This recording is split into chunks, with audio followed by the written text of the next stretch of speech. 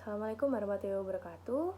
Pada kesempatan kali ini, saya dan rekan-rekan saya kelompok 7 mata kuliah Kewarganegaraan G112 akan menjelaskan mengenai bagaimana dinamika historis konstitusional, sosial politik, kultural, serta konteks kontemporer penegakan hukum yang berkeadilan. Sebelumnya perkenalkan, saya Nabila Kamarani, NPM 023, dan berikut adalah list anggota kelompok kami. Materi yang akan kami bahas pada kesempatan kali ini yaitu yang pertama, menelusuri konsep dan urgensi penegakan hukum yang berkeadilan. Yang kedua, menggali sumber historis, sosiologis, dan politik tentang penegakan hukum yang berkeadilan di Indonesia. Yang ketiga, membangun argumen tentang dinamika dan tantangan penegakan hukum yang berkeadilan di Indonesia. Yang keempat, mendeskripsikan esensi dan urgensi penegakan hukum yang berkeadilan di Indonesia.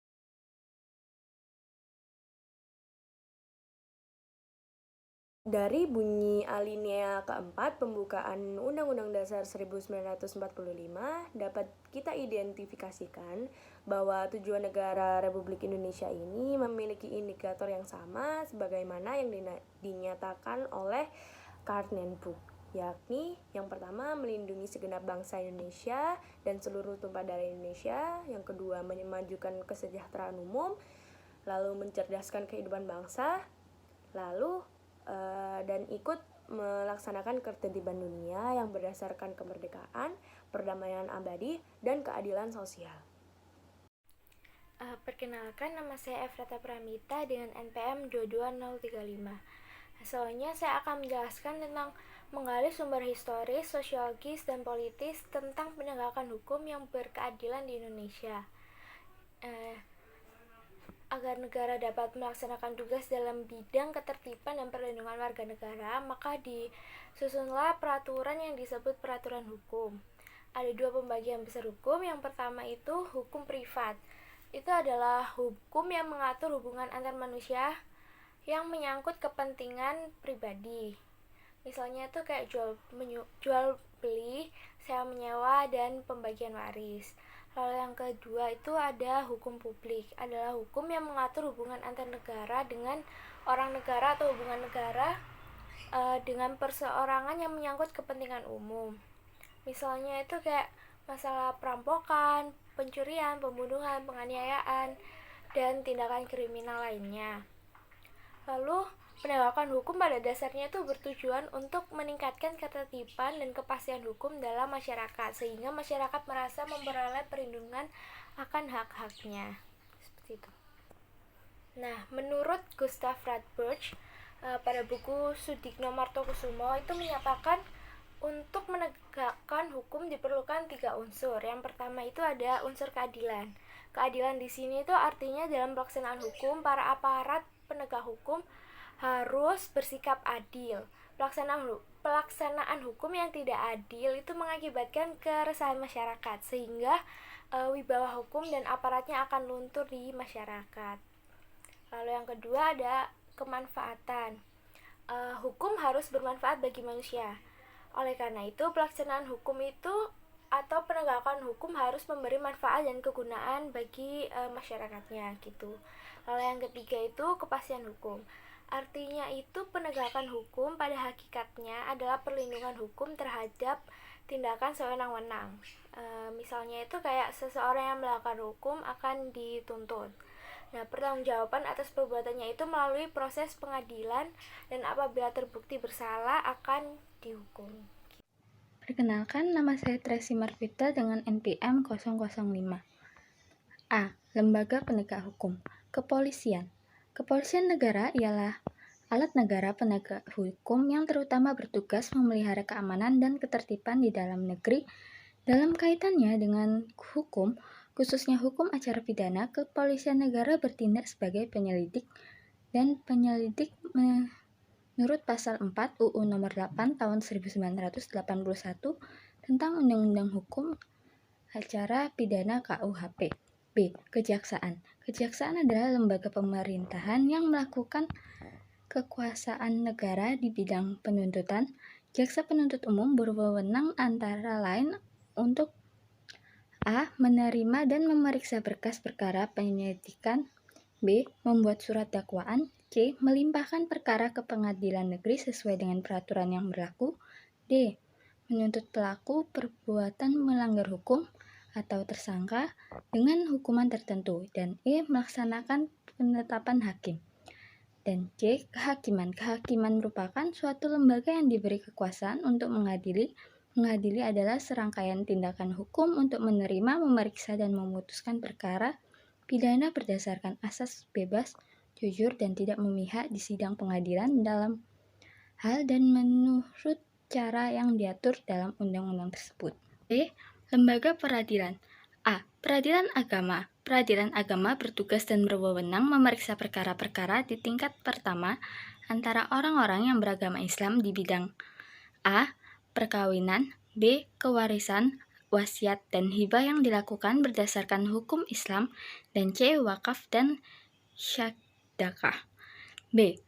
Peradilan militer. Peradilan militer adalah memeriksa dan memutuskan perkara pidana terhadap kejahatan atau pelanggaran yang dilakukan oleh nomor 1. Seorang yang pada waktu itu adalah anggota Angkatan Perang RI. Kedua, seorang yang pada waktu itu adalah orang yang oleh Presiden dengan peraturan pemerintah ditetapkan sama dengan Angkatan Perang RI. 3. Seorang yang pada waktu itu ialah anggota suatu golongan yang dipersamakan atau dianggap sebagai Angkatan Perang RI atau oleh berdasarkan undang-undang. 4. Orang yang tidak termasuk golongan tersebut di atas nomor 1, 2, 3 tetapi atas keterangan Menteri Kehakiman harus diadili dan pengadilan dalam lingkup peradilan militer. Nama saya Asti Sriananta Silitonga dengan NPM 0037. C. Peradilan Tata Usaha.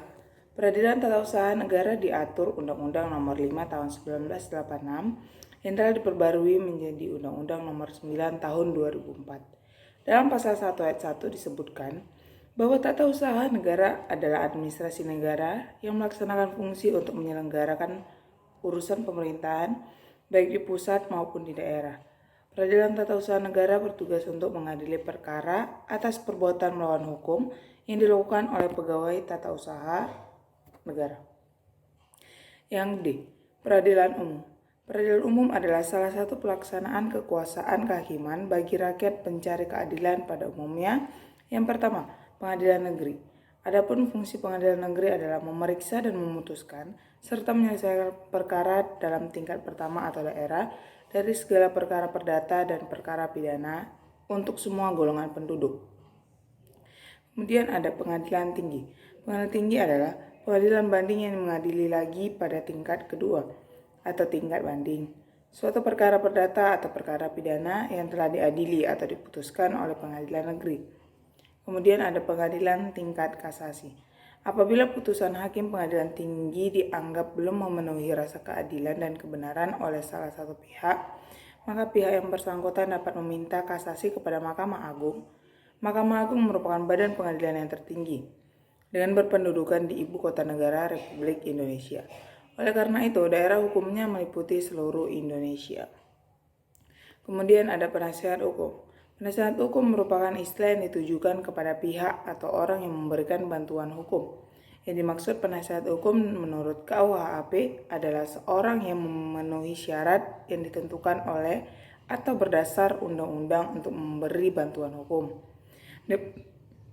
Diperbolehkannya menggunakan penasihat hukum bagi tertuduh atau terdakwa merupakan realisasi dari salah satu asas yang berlaku dalam hukum acara pidana yang menyatakan bahwa setiap orang yang bersangkutan perkara wajib diberi kesempatan untuk mendapatkan bantuan hukum yang semata-mata diberikan untuk melaksanakan kepentingan pembelaan atas dirinya.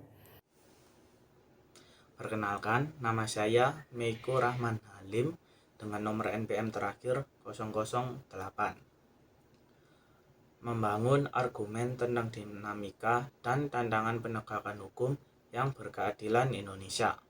Apabila menggali dan mengkaji sejumlah informasi, khususnya tentang lembaga negara yang terkait dengan kekuasaan kehakiman dan badan-badan aparatur penegak hukum, sebenarnya Indonesia sudah memiliki perangkat hukum yang memadai. Namun, dalam pelaksanaannya, para aparat negara hukum harus memiliki sikap baja, akhlak mulia, dan karakter yang kuat dalam menjalani tugasnya. Dikarenakan pada era globalisasi dengan iklim materialisme, para aparatur penegak hukum ini harus kuat dan siap untuk menghadapi cobaan, ujian, dan godaan terhadap upaya oknum-oknum masyarakat atau pejabat lain yang ingin mencoba menyuap. Mendeskripsikan esensi dan urgensi penegakan hukum yang berkeadilan Indonesia. Penegakan hukum bertujuan untuk mewujudkan peraturan hukum demi terciptanya ketertiban dan keadilan masyarakat. Apa yang tertera dalam peraturan hukum, pasal-pasal hukum material, seyogyanya dapat terwujud dalam proses pelaksanaan atau penegakan hukum di masyarakat.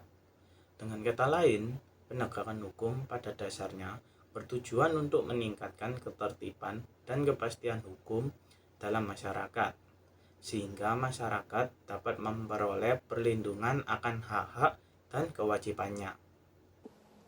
Sekian dari kelompok kami. Apabila ada kesalahan, mohon dimaafkan. Assalamualaikum warahmatullahi wabarakatuh.